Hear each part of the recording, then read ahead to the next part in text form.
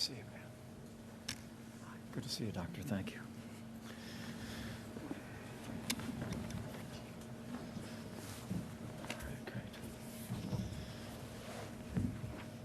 Governor, you're up. I think I'm up. Ladies and gentlemen, we appreciate you being here. This is an exciting moment for the country in the great work that has been done by the Trump administration, the Trump-Pence administration, in combating this virus, and we are thrilled to have the Vice President's presence here again, along with Secretary Azar and our Congressman Jeff Duncan, William Timmons, and the Lieutenant Governor is here as well, and others, and we will hear from all. Mr. Vice President, welcome to South Carolina. Welcome to the wonderful upstate, and we're delighted to have you here. The floor is yours. Well, thank you very much, Governor McMaster. Thank you for not only your hospitality today and the hospitality of the University of South Carolina School of Medicine, but also, Governor, I just want to take a moment on the President's behalf, on the Secretary's behalf, and on behalf of everyone on the White House Coronavirus Task Force, to say thank you to you, to your wonderful wife Peggy, to Lieutenant Governor Yvette, and every member of your administration here in the state of South Carolina for the leadership that you have provided for the people of this state. I've worked with every governor in every state and every territory of America, but I can tell the people here of South Carolina that all along the way, Governor Henry McMaster has put the health of the people of South Carolina first. He's recognized the practical needs of families and businesses across this state. And I'd just like to invite everyone to join me in thanking Governor Henry McMaster for all of your efforts throughout the midst of this pandemic. And I am grateful to be here as well with two leaders who have just done yeoman's work throughout this pandemic as well. They are both members of the House of Representatives, one of whom I had the privilege of serving with during my years in the Congress, and another who simply has been a tremendous champion for the people of South Carolina. It is remarkable to think as we approach what we believe will be the beginning of what will ultimately end the coronavirus pandemic in America with an imminent vaccine likely to be approved within days, that it's been our partners in the Congress, Governor, as you know, that were there to recognize that we needed to make sure our healthcare workers had the supplies and the resources that they needed, that we scaled testing across the country, that we developed the therapeutics as well as the vaccines. But I just wanted to take a moment to say thanks to Congressman Jeff Duncan and Congressman William Timmons for also providing the support for South Carolina's families who've endured great challenges in this time. The direct payments to families, the direct support for businesses has made it possible for the communities here in South Carolina and the families and businesses here to be able to endure this challenging time in the life of our nation with as little hardship as is possible. So join me in thanking these two great congressmen for their strong leadership throughout this pandemic. William and Jeff, we are really grateful to you. And as I said, it's so good for me and Secretary Alex Azar, who you'll hear from in a moment, to be here in South Carolina. It is amazing to think from the first time that we spoke about the coronavirus pandemic in this country. 10 months have passed, and at the President's direction and with your leadership here in South Carolina, we stood up the greatest national mobilization since World War II. 200 million tests have been performed. When I was tapped to lead the White House Coronavirus Task Force, we only had the capacity to perform some 10,000 coronavirus tests across this country, but I'm proud to report, as evidence of American innovation and the leadership that I described, we now do nearly 10 million coronavirus tests a day, giving us visibility on those that are susceptible to this pandemic and leaning into ensuring that those who are in harm's way are protected. We also stood up, as you know, Governor, working with you, we stood up an effort to make sure that that personal protective equipment and supplies were available to our healthcare workers. And I want the people of South Carolina to know that while we gather here today to talk about Operation Warp Speed and what we believe will be the imminent approval of the first coronavirus vaccine for the American people in a matter of days, we recognize that we're going through a challenging time as we see cases rising in virtually every state in the country. But I want the people of this state to know that America has never been better prepared to combat the coronavirus than we are today. And we're going to continue to work around the clock to make sure that we have the testing, that our healthcare workers have the supplies, that we're distributing the therapeutics and the medicines to give relief to those that are struggling with this pandemic, even while we hasten the day that we make a safe and effective coronavirus vaccine available for the American people. As the Secretary will no doubt describe in just a few moments, we believe the FDA is doing their work very much in the public eye, and we anticipate in a matter of days the approval of the first coronavirus vaccine. It's amazing to think, though, Governor, as you know, about the speed with which Operation Warp Speed has moved. I was just speaking to one of the leaders here at the University of South Carolina School of Medicine, who I think described the pace of the development of this vaccine as mind-boggling. And the truth is, it is historic. It is nothing short of a medical miracle. The truth is, developing and manufacturing a vaccine can take up to 8 to 12 years. And we are literally on track because of extraordinary leadership at every level, because of the support of these members of Congress, and because of American scientific innovation. We're literally on track to have a safe and effective vaccine available for the American people between 8 and 12 months. That is unheard of, but it's a testament to this president's impatience as a leader, his willingness to say to everyone, we're going to do things safely, but we're going to do them differently. I mean, it's important for people to understand that we've cut no corners in the development of these vaccines. We have cut red tape, and we've done things on a dual track for the first time, Mr. Secretary, in the history of vaccine development in this country. Literally, at the President's direction, we literally purchased vaccines from companies before they were approved, so that in the event that they became approved, we would have millions of doses. And we anticipate before the end of this month to actually have doses for more than 20 million Americans as a result. In fact, as you'll hear in some detail in a moment, we anticipate, because of the structure of Operation Warp Speed, Governor, that if there is an approval within the next several days, that we will be working with extraordinary private sector partners like FedEx and UPS and McKesson. We will be shipping vaccine within 24 hours and working with some great retail partners like CVS and Walgreens. We'll actually be administering those vaccines within 24 hours of that. And I want to commend your health department, and I want to commend all the partners here in the health community across South Carolina for making that possible. So my message, while I'm going to turn it over to our congressman before the Secretary gives an update on Operation Warp Speed and we hear from your team, my message to the people of South Carolina is we're living in a challenging time. We see cases rising, but you need to be assured we've never been more prepared to combat this virus than we are today. And people deserve to know that we are just a few short days away from what I believe will be the beginning of the end of the coronavirus pandemic in America. Literally within a few short days, we believe we will obtain the approval to begin to distribute and administer millions of doses of the vaccine, according to the plan here in South Carolina that your administration has approved, Governor, among those that are most vulnerable and those that are serving in our hospitals and clinics across this great state. So my last word of admonition I'll save to the end.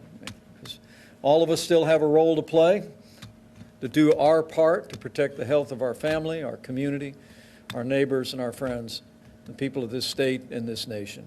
But for now, we're here to focus on your plan for distribution. We look forward to hearing more details about the decisions that you've made, Governor McMaster, here in South Carolina. And again, I just want to end where I began in this conversation and say thank you, Governor Henry McMaster, and your entire team here in South Carolina for the extraordinary work that you've done putting the health of the people of South Carolina first.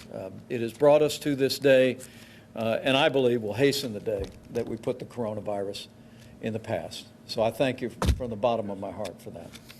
With that, let me recognize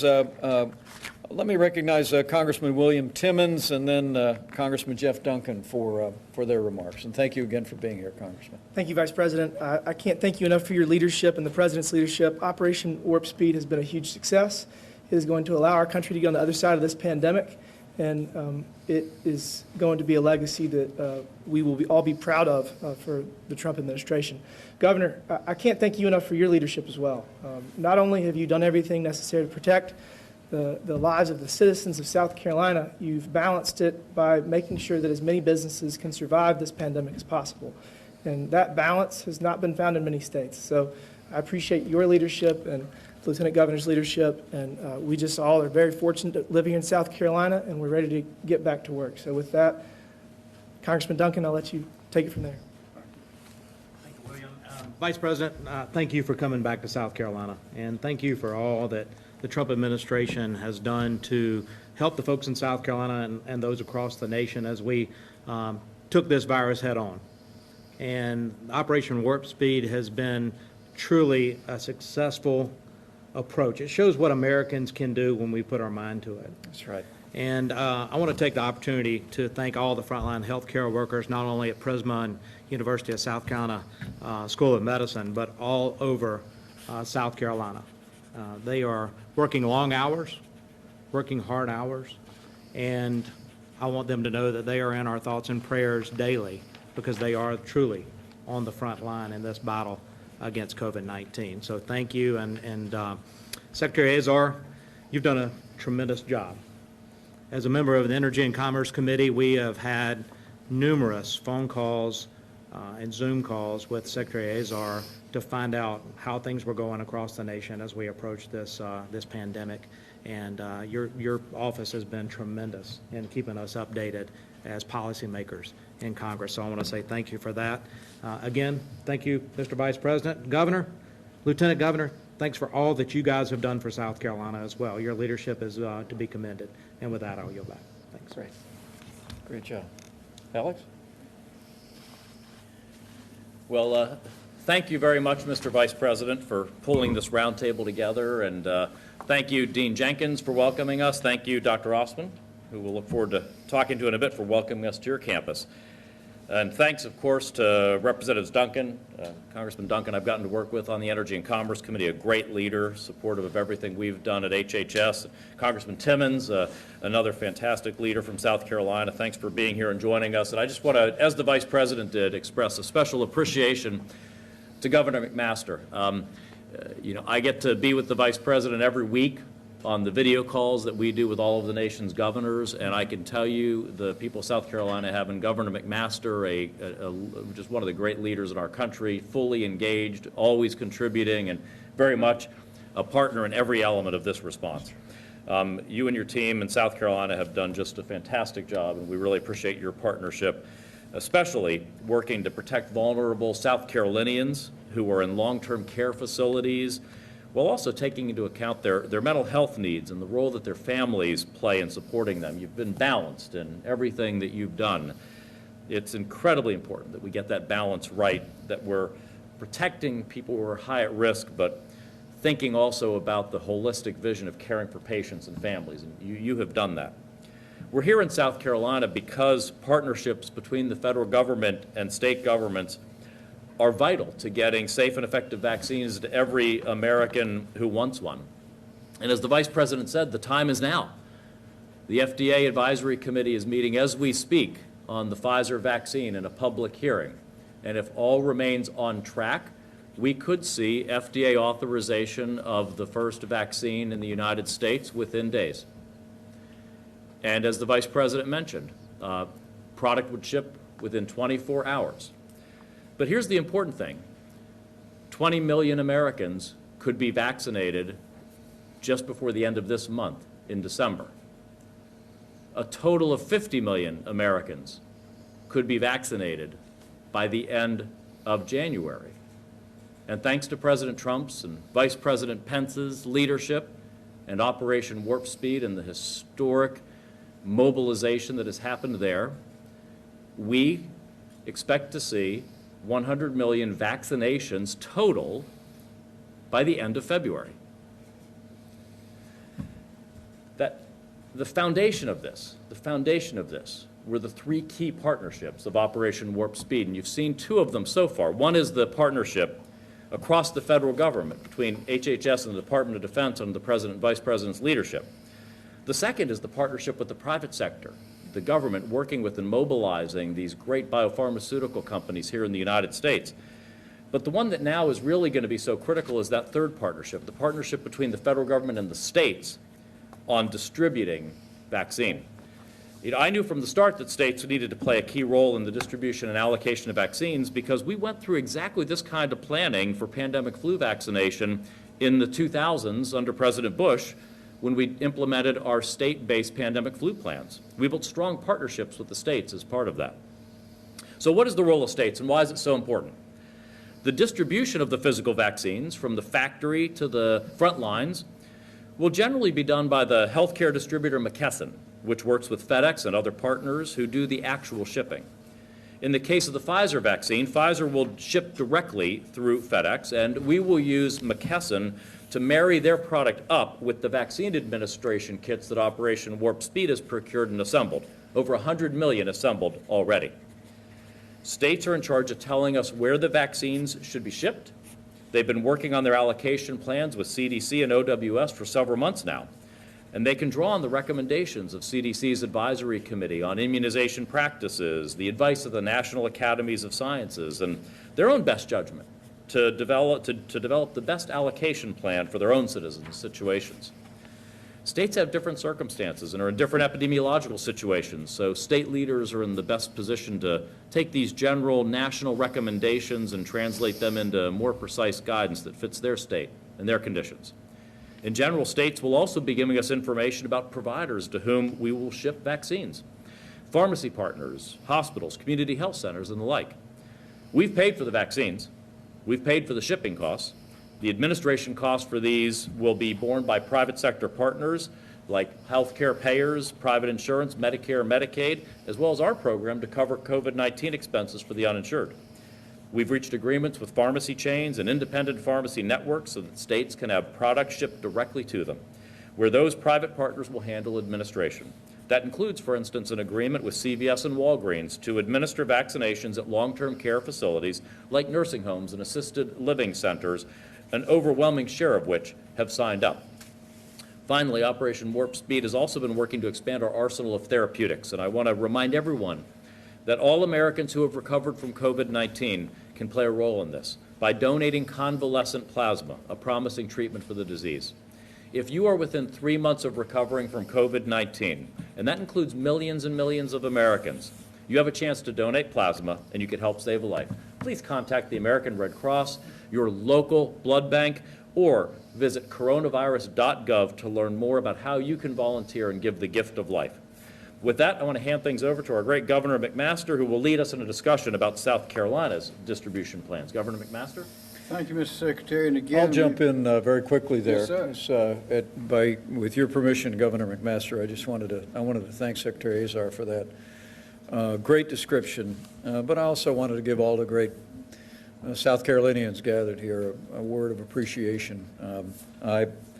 I hailed from Indiana when I took this job as Vice President, and we looked to Indiana to find someone I'd known for many years to lead Health and Human Services after a few short years. And I must tell you, having worked, Governor, shoulder to shoulder with Secretary Alex Azar throughout this pandemic, that America's been so well served by your leadership, your dedication, and countless hours. And I just want to invite everyone here to join me in thanking Secretary Alex Azar for a job well done.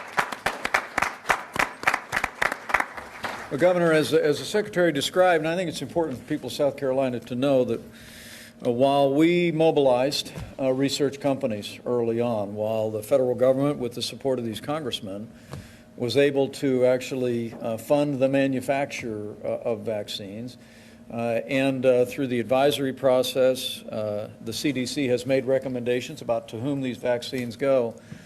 We followed all along an approach to this pandemic that is federally supported but state managed. And so, Governor, you know that while we made recommendations about not how but to whom the vaccines will be distributed, ultimately that is a decision that fell to your office, to your health officials, and to the people of South Carolina. We simply believe that state leadership, local health officials know best about the point of the need, and so would welcome an update from you. The Secretary and I both would on the recommendations. We've reviewed your plan. It's South Carolina has a great plan for getting vaccines distributed to South Carolinians most in need, and that would be most beneficial to supporting the healthcare system across this state. But I'd love to hear some detail from you about decisions that you've made and any ways that we can leave from here and continue to be helpful as you implement a distribution plan for those vaccines that we believe will be available very soon. Governor? Thank you, Mr. Vice President. I'd like to echo those words and others. You and Secretary Azar have been on the telephone, have always been 100% available without ceremony and formality. And I think we've discussed, you've heard before, we've had video conferences at least 45 or 50 times. And there have also been some that had the president participating as well. But I have never seen, and no one that I know has ever seen, such massive participation, collaboration, communication, and cooperation among the federal government, the state governments, and everyone involved. And it is quite a tribute to the understanding of the needs of the nation, what this administration has put together. Thank you, guys. So we in South Carolina, on behalf of 5 million plus proud, happy South Carolinians, we do want to thank you for an extraordinary effort. Has been mentioned, the getting the vaccine produced in a record, extraordinary time that no one could have imagined. And not only that, that is an enormous accomplishment, and great thanks go to President Trump for his enormous leadership. But also the decision to have while the development was going on, to have the production to be going on at the same time. So when we got the vaccine approved, it'd be ready to go instead of having to wait again. A lot of new, innovative thinking went into this, and we deeply appreciate it. There are a lot of people in South Carolina alive right now because of the leadership that you've given us. And I want to thank those that are here. I want to thank PRISMA, the University of South Carolina, Dean Jenkins, and all involved. But I especially, and the congressman, we appreciate so much the work you did on the CARES Act to get that done, working with the president and vice president, because it has made an enormous difference. But I also want to thank the people of South Carolina who've accepted these limitations and hardships with dignity and grace and cooperation and understanding, and have done so without complaint and certainly without rejection. And it's always a pleasure to work with the people and for the people of South Carolina. And there's one hint that this is not something new. One of our great four-star generals once said that there's more patriotism per square inch in South Carolina than any other place in the world. And I tend to agree with that, and I think that is reflected in the kind of spirit that we have seen in this very trying episode. Mr. Vice President, the details, I will try to be brief, although they are details, and I will recite them. Some of you have heard them before, but I think they bear repeating. We know how to, we have determined that there are many ways to fight this virus, but the best way, the better way is to have fewer restrictions and more advice. And that is what we have done. We know that wearing a mask social distancing, washing your hands routinely, and now we know that staying outside as much as possible and being in the fresh air instead of being locked up as some people were when they visited the beaches back on on Memorial Day.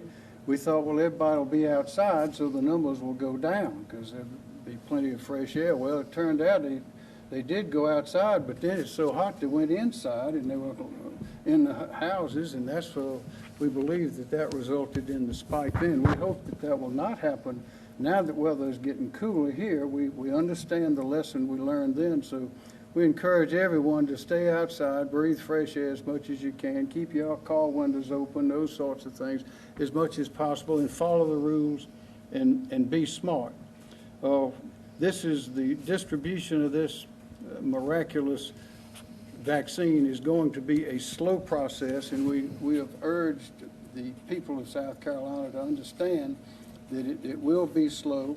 There will be not enough to go around at the beginning. It will be months before it will all be here, but it is getting started and in record time.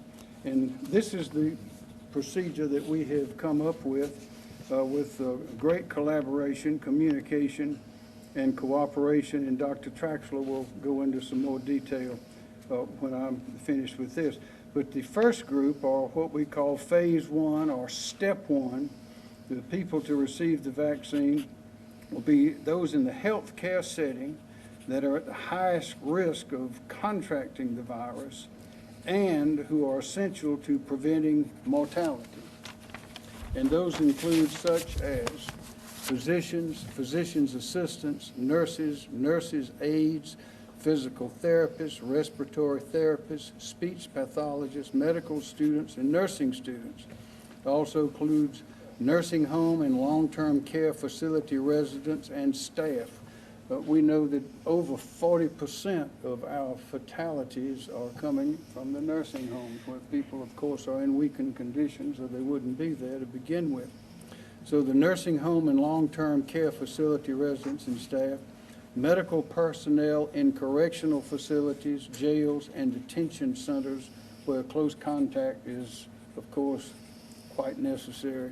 Emergency medical and first responders like EMTs, paramedics, fire and law enforcement personnel, and home health and hospice workers. That will be the first group. And of the 200 to 300,000 doses that we are expecting, which will be the first of 2 doses that those people will receive, are not going to be enough to cover all of those people. But it is a start, and it will be productive. The next group is called phase 1B. We just did 1A. This is 1B, or the second phase, will be people who provide services with a high risk of exposure due to interaction of the public. Examples include other first responders that don't have as much contact as those who have the hands-on contact with those that they are rescuing. That includes fire and law enforcement personnel, as well as workers in jobs that provide critical services like utilities, water, trash, transportation, and waste removal. Now, that is not firm, but that is the plan now. As we begin the first step and we see how that works out on the ground, then we will know better how to take the second step. But the second step also includes agribusiness and food production workers, people who live or work in congregate settings like group homes and homeless shelters, correctional facilities, jails and detention centers, people over 75 years old, and people with 2 or more of the following health conditions which weaken the body to fight the virus. These 2 or more of these are cancer that's not in remission, chronic kidney disease, COPD, diabetes, disability, heart disease, HIV, AIDS, obesity, pregnancy, and sickle cell disease. That is the second group. Again, that's not firm, but that is the plan. The third group of 4 is pharmacists and pharmacy technicians, grocery store, food service, and food delivery workers, service industry workers, postal workers, public transit workers, K-12 school teachers and school staff, child care workers and staff, I'm going slow so we can follow, school bus drivers, instructors and staff at higher education institutions, including four-year colleges, technical colleges, of which, by the way, we have the finest in the nation, we understand and believe, and research universities, of which we have three magnificent ones, and they're here today. Persons aged 65 or older, and also people with one of the following health risk conditions as opposed to two that I recited a moment ago. And those include cancer, chronic kidney disease, COPD, diabetes, disability, heart disease, HIV/AIDS, obesity, pregnancy, sickle cell disease, and asthma, cerebrovascular disease, cystic fibrosis, hypertension, immunocompromised liver disease, pulmonary fibrosis. The final phase is all the rest of us. And so that is our plan to date. And again, I want to thank the administration for the extraordinary work that you have done in working with the people of South Carolina to see that we tackle this virus. And Governor, I want to commend you. Thank you for giving us a detailed walkthrough, and I look forward to hearing from more members of your team about the considerations that went into that. But Mr. Secretary, I think we've consulted with South Carolina all along the way, given you our very best advice. we appreciate it. But I want to commend you for that. I also want to commend you for Operation Warp Speed has moved at a historic pace. And as the Secretary said, we expect to be able to vaccinate, pending approval this week, some 20 million Americans before the end of December, 50 million Americans before the end of January, and 100 million Americans. But I also want to echo your call for patience as we move forward. There will be, every American will be anxious to consider this vaccine for themselves. We want people to have confidence in it, but even as we've moved at a record pace, I think I appreciate the fact that you have framed that we will continue to move at that pace, but for the average South Carolinian, this is a good time to recognize the focus and the priorities on those that are most at risk and those that are caring for those at risk, and we'll continue to scale that. And Mr. Secretary, the best estimate for the governor about when any American would have access to have a coronavirus vaccine if they chose to have it would be, we say the spring, others have said maybe by June, but you might favor them with a when do we get to that time when any South Carolinian that would want a vaccine would be able to have it in your best estimate? So I would say first, listening to Governor McMaster's very thoughtful going through that distribution plan should reassure all South Carolinians and all Americans just how comprehensive this distribution planning has been with our nation's governors. If you need any better examples, right there. Secondly, we believe that we will have enough vaccine for any American who wishes to be vaccinated in the second quarter of next year. But that's not a moment in time. Literally every week, going right now, we get more and more vaccine from whether it's Pfizer or Moderna, and we hope eventually adding in companies like AstraZeneca, Johnson & Johnson, Novavax, Sanofi as part of our portfolio, producing 5, 10, possibly even 20 million doses a week progressively as we move forward. So what I've said is there could be, Mr. Vice President, starting in the month of February, depending on a governor's prioritization, more general access to vaccine in late February into March and certainly into April, general, quote, general vaccination programs. And as the governor set it up, programs that really will look more like your flu vaccination program. So it's just what you're used to, the type of mechanisms for distributing like the flu vaccine. We and he have tried to set this up to just be as an easy an experience for you as possible, especially after we get through some of these initial tranches of the most high-priority vulnerable and healthcare worker vaccinations. Right. Thank you. Very thoughtful. I knew the Secretary would have the very best answer on that.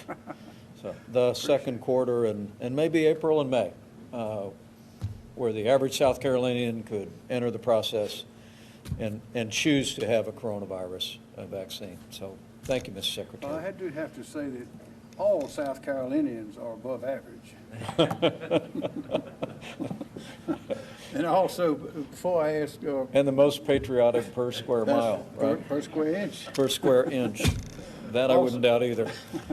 We're here in the presence of the University of South Carolina and Prisma Health, and I want to mention also, as I alluded to earlier, when the virus first came along, in terms of understanding what to do and willingness to pitch in and to going into unknown territory, we did not require the hospitals to go to try to limit elective surgeries, although most surgeries are not procedures, they're really not elective, but there's some that are more urgent than others.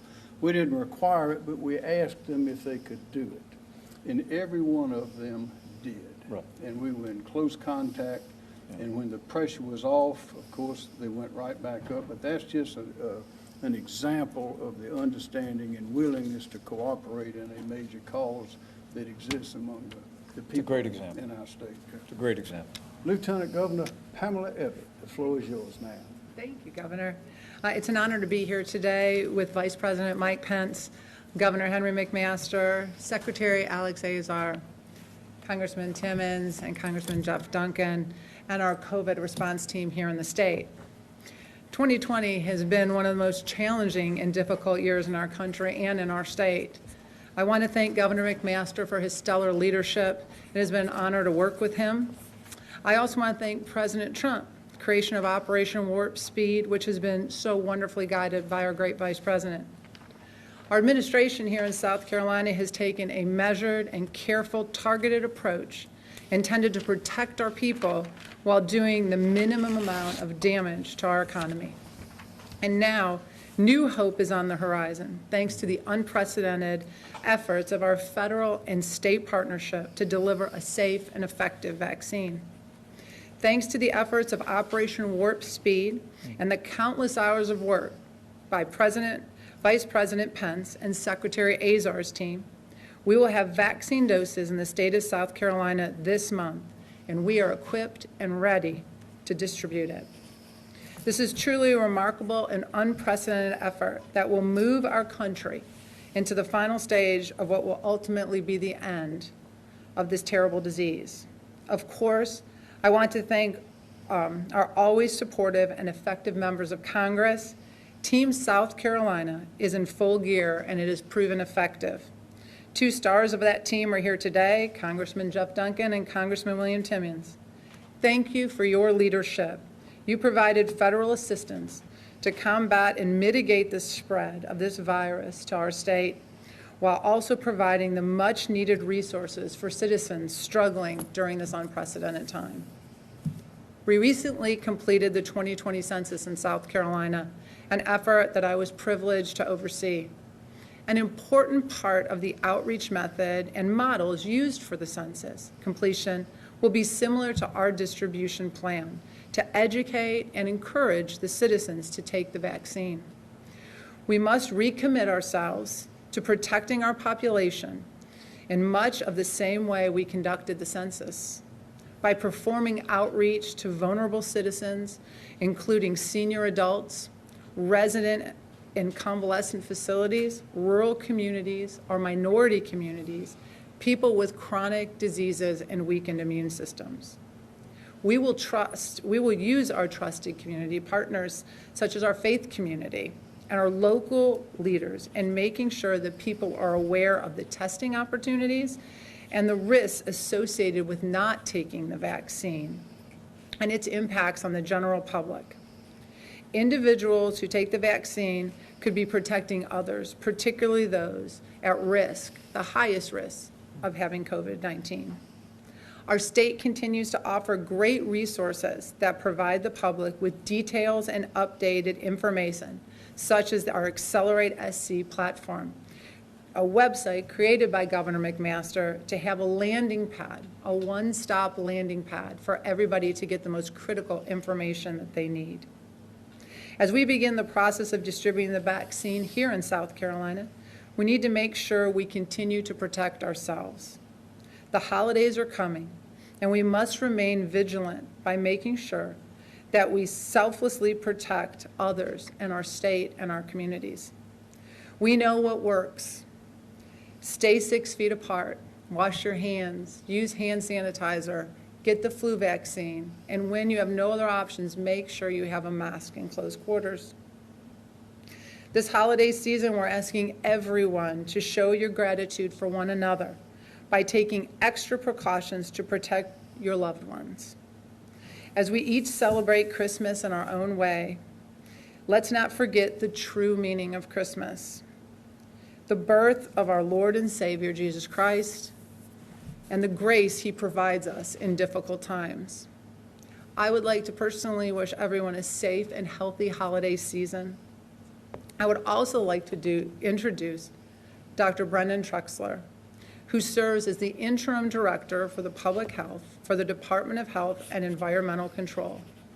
In this capacity, she provided strategic direction to our public health, leading more than 1,900 public health employees to ensure delivery of appropriate, timely, and quality services at DHEC for 94 public health service sites located in every county. You've done a great job, Dr. Trexler.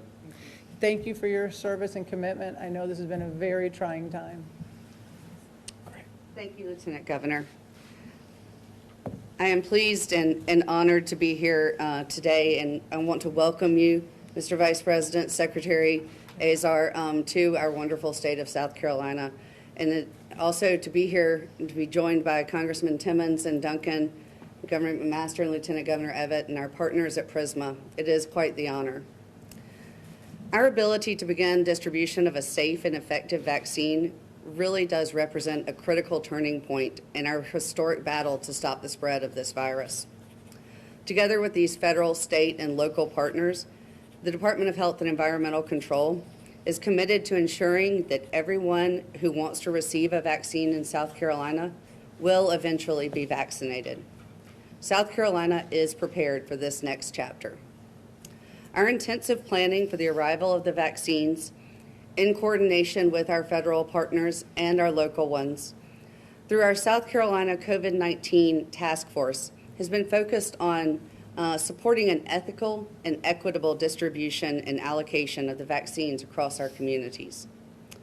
However, as this vaccine first becomes available, the number of doses, as Governor McMaster has noted, will be limited in South Carolina, like it is in all states. We ask everyone to be patient, wait your turn, and listen to the public health officials. Our ultimate goal is to save lives, but with these limited initial supplies, we will need to do this in the phased approach that Governor McMaster has described. This means prioritizing our vaccination efforts to ensure the most vulnerable among us and those who keep us alive are vaccinated first.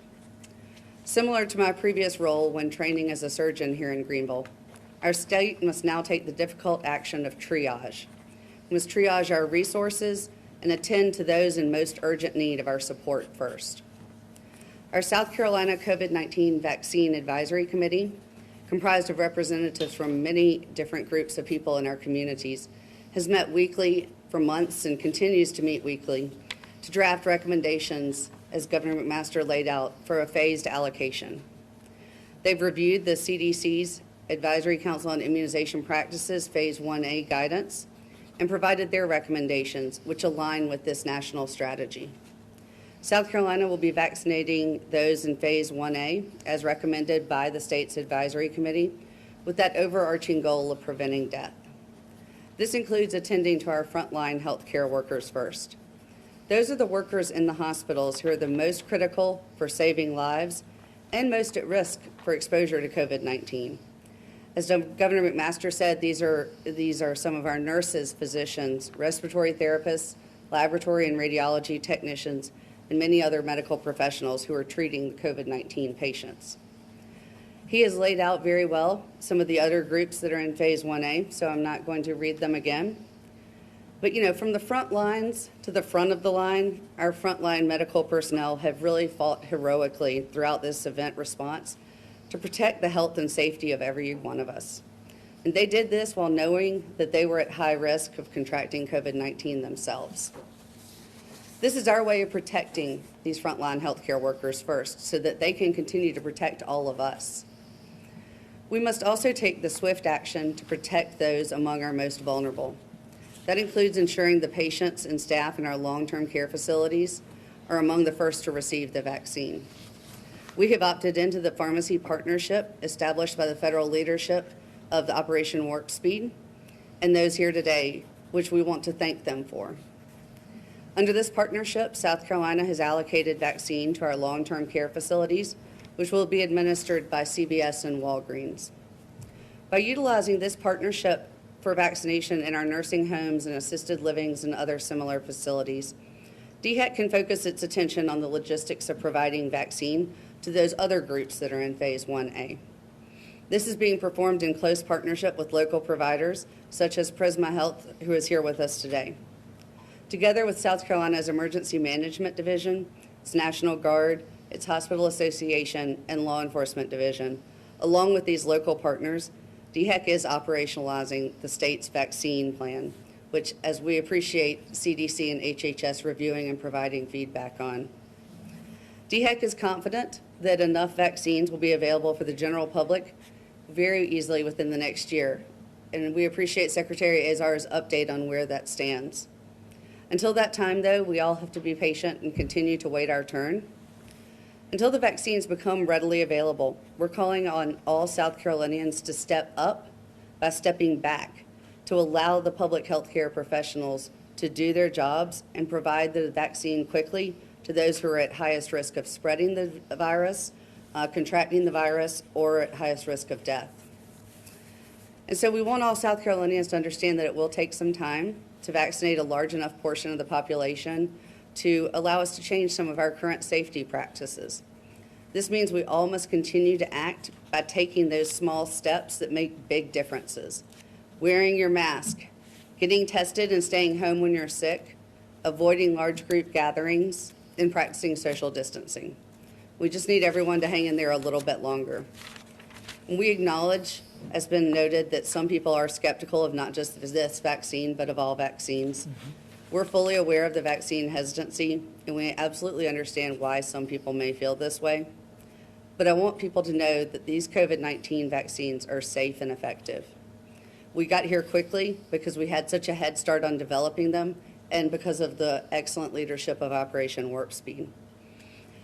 Picking up where fellow scientists and medical professionals began with previous outbreaks, such as related coronaviruses like the SARS outbreak, has led our scientists now to be able to move forward very quickly at such impressive speeds to develop the proven and safe and effective vaccines against COVID-19.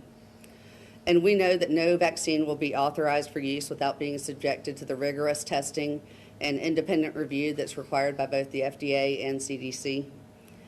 And so with that, I want to thank you again, Mr. Vice President, Secretary Azar, and our other distinguished guests for being here today.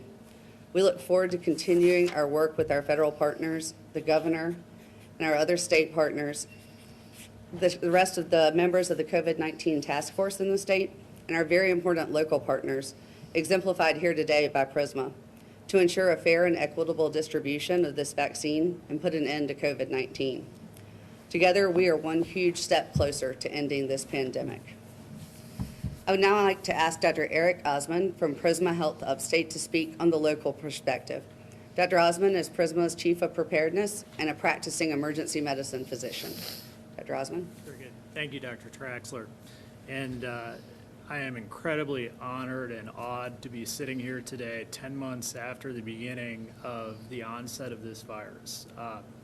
This has been an incredible journey, and I am simply a humble representative of a very large organization at Prisma Health and the University of South Carolina. We have thousands of team members now working tirelessly across the upstate and the Midlands, taking care of COVID-19 patients. In fact, we have over 270 in the hospital right now. So this is a remarkable achievement. The fact that this has been done in 10 months is even more incredible. So I just want to start by saying I think the key to our success in all of this has been the strong partnerships and the leadership we've had at the state level and at the federal level.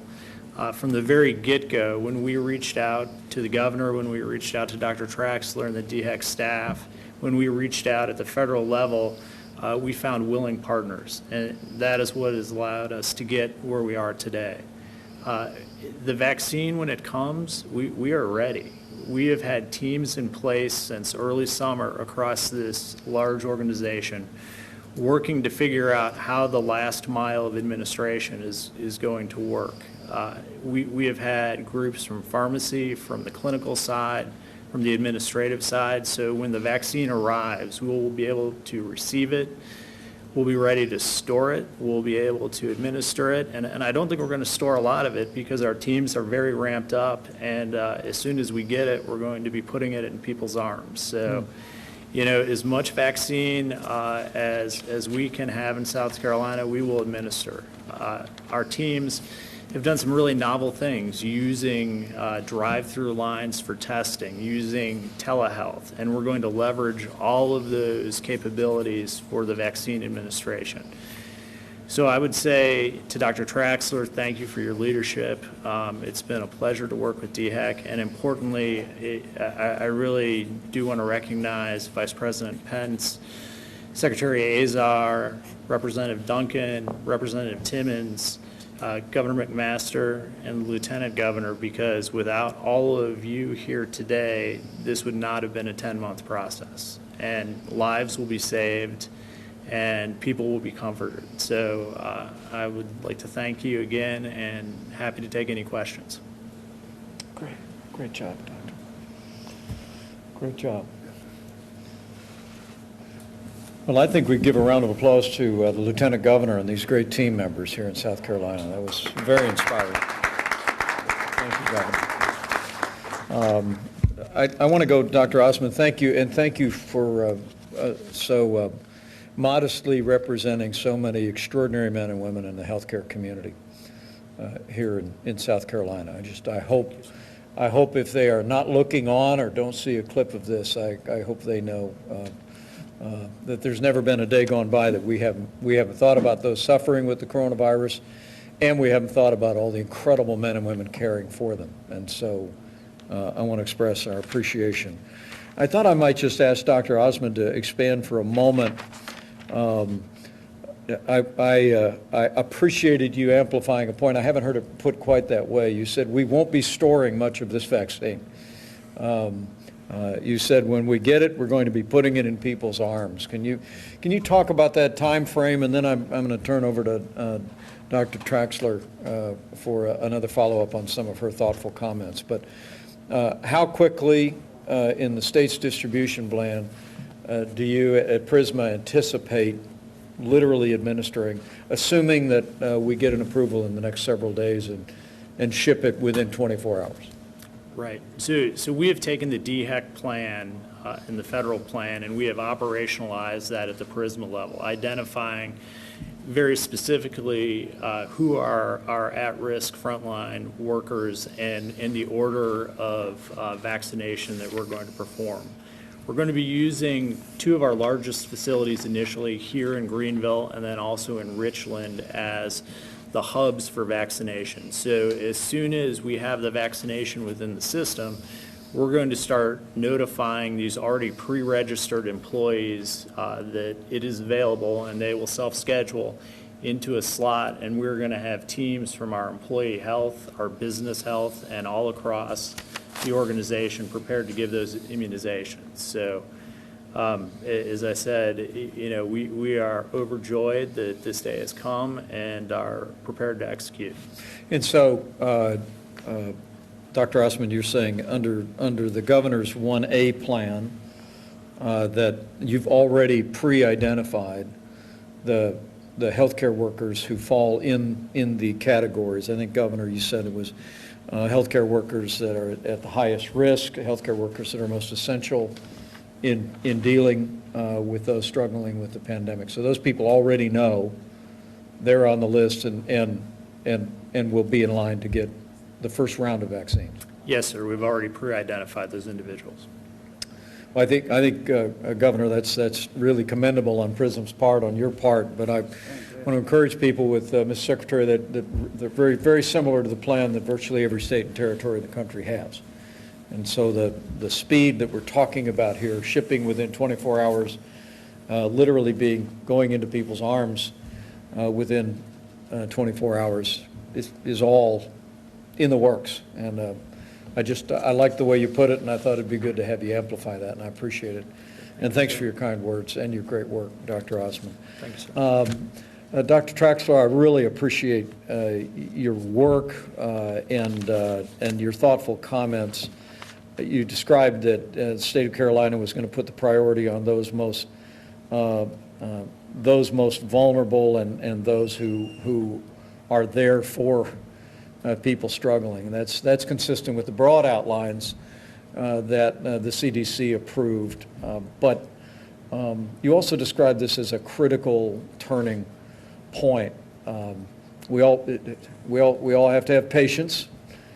While it may be days before this is approved, it will be months before every American that would like a coronavirus vaccine could have one. But I thought I might just let you expand a little bit more, Dr. Traxler, on the prioritization, particularly with regard to those in long-term care and nursing homes, and the staff and the residents there, what affirmed the priority there and how significant.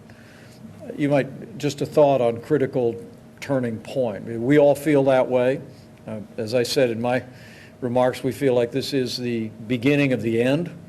But I was struck by you talking, this is really a turning point. I thought it might give you a chance to describe that from your great healthcare background. Certainly, and thank you, Mr. Vice President. So I agree that hope is present. This is really a pivotal change because we are seeing this vaccine not just as a hypothetical in the future, but it is a reality now, thanks to the strong leadership of your administration and Operation Warp Speed. And so we do see these two groups as really being the initial ones that we want to receive the vaccine, those frontline healthcare workers that are saving lives, and then those that are vulnerable in the nursing homes and assisted livings. As the governor had noted earlier, of roughly 40%, it varies from moment to moment, but of our fatalities from COVID-19 have been in our long-term care facilities. And so we want to protect those individuals, both the residents and the staff who continue to go to work and serve and take care of those people. And so we have allocated roughly half of this first numbers of doses. We're anticipating between 200 and 300,000 already by the end of the calendar year from Pfizer and Moderna. And so roughly half of that will be going to the partnership with the pharmacies for CVS and Walgreens to be immediately right away, as you guys have so wonderfully operationalized, into these facilities to start vaccinating. And then the other half will be going to these frontline healthcare workers, which will, as we've heard so nicely from Dr. Osmond, are ready to go and ready to put it in people's arms. Amazing. And so that's where we're really seeing this making such an impact so quickly already, even by the end of 2020. And are you confident, Dr. Trexler? I mean, we've got great partners, Secretary, don't we, with CVS and Walgreens. They will actually be going into the nursing homes. They'll actually be administering the vaccines, both to seniors who are residents as well as staff. And you're comfortable with the priorities that the governor and your administration have outlined, that we'll move out efficiently with seniors with that initial round. Absolutely, sir. This pharmacy partnership that you all established is allowing us then to put our operationalization into the frontline healthcare workers, because we have full confidence in CVS and Walgreens and their abilities to vaccinate in these facilities. Great. Well, that's a great affirmation, Dr. Trexler. Thank you so much. And one of the heartbreaking things we realized early on is that seniors, particularly those with serious underlying conditions, are the most vulnerable to heartbreaking outcomes with the coronavirus. And as Governor, as you said, some 40% of our fatalities in this pandemic have been in long-term care facilities and nursing homes. So I want to thank you, Governor, and thank your team for putting a priority on our seniors, and just as importantly on the staff that are coming and going from the community back into the facilities to keep our seniors safe. We think, we really believe it'll make an immediate impact on saving lives by really focusing vaccines on the point of the need. I'm going to give it back to the Governor before I make any final comments, but I'm very partial to number twos, so I didn't want to not take a moment to say to Lieutenant Governor Yvette, thank you for all your great work in this. You've been a terrific partner as well. Thank you for your eloquent comments today, but more importantly, I'm very aware, we all are, of the way you've worked hand in glove with the Governor throughout this entire process, and I want to thank you personally Thank you, Vice President. for your dedication.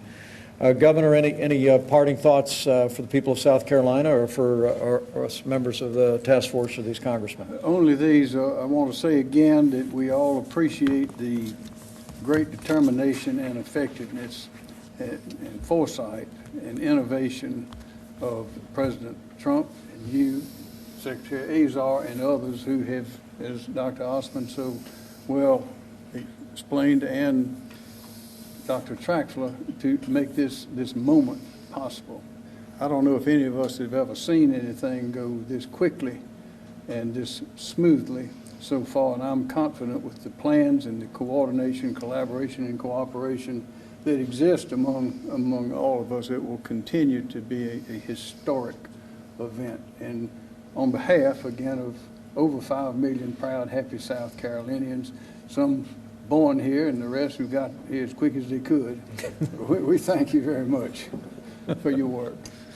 Well, thank you, Governor McMaster. Thanks for your great leadership, and members of your team who are here, these two great congressmen. I know I speak on behalf of Secretary Azar, our entire team, and our president when I express appreciation and our ongoing commitment to partner with you until the day we put the coronavirus in the past. We've been through a very challenging year in the life of this nation, and I'm truly grateful, Governor, for your leadership, for the tireless efforts of your team. I'm grateful to the healthcare workers on the front lines, as Governor Duncan so eloquently said. We just appreciate the heroism that's been demonstrated quietly each and every day in the hallways of our hospitals and clinics across the country. But we're also just very grateful to the people of South Carolina for your cooperation over the course of the last 10 months. And with Operation Warp Speed in full effect, and with us just perhaps a few short days away from having the first safe and effective coronavirus vaccine, I'm proud to report to the people of South Carolina that hope is on the way. But we want to encourage each and every one of you to continue to do your part. While we anticipate have some 20 million doses to administer to the most vulnerable and to our healthcare workers all across this country in the days ahead. With rising cases, rising hospitalizations, we just simply want to encourage everyone in this great state and all across the country to just continue to do your part. We all know what to do to slow the spread, to flatten the curve, to save lives. And we just encourage you to do that in every way possible. Wash your hands, practice social distancing. As the governor said, stay outside as much as you can, keep those windows down. Wear a mask whenever you can't social distance or whenever it's otherwise recommended or indicated. And I'm more confident than ever that we're going to get through this. We're going to get through this because of the extraordinary innovation of our research companies and scientists in this country, the extraordinary work of our healthcare workers, the dedication of people at every level across the federal government and here in your administration across the state government, with the cooperation of the American people and with God's help in this season of hope. I know that we'll get through this. We'll heal our land and we'll get through this together. So thank you all very much. Governor, thank you very much. It's an honor to be with you all.